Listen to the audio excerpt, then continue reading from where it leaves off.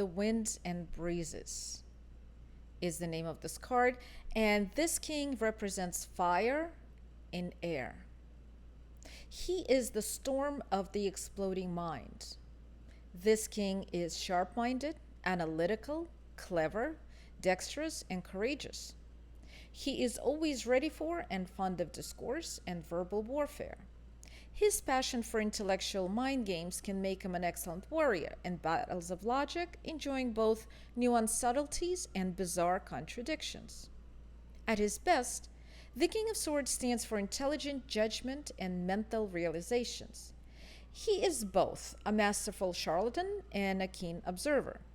Because he's lacking the depths of the water and the stability of the earth, he can unfortunately become a victim of his own ideas, into which he charges wholeheartedly without reflection.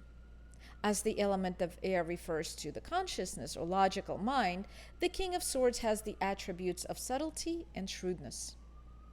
At his worst, the King of Swords tends to put logic and mind ahead of all other values, turning into a cold, analytical judge without empathy or warmth. And when he's ill dignified, this king can degenerate and be deceitful. The King of Swords in this card is Genghis Khan. After uniting the nomadic tribes of the Mongol Plateau, he conquered huge chunks of Central Asia and China. Many people were slaughtered in the course of his invasions, but Genghis Khan also granted religious freedoms to his subjects. He abolished torture, and he encouraged trade and created the first international postal system. In this card, we see Genghis Khan rising up from the steppes of Mongolia. The king is holding up the sword, pointing forward. His sword is cutting through a cloud, which is representative of his conscious mind, cutting through confusion and uncertainty.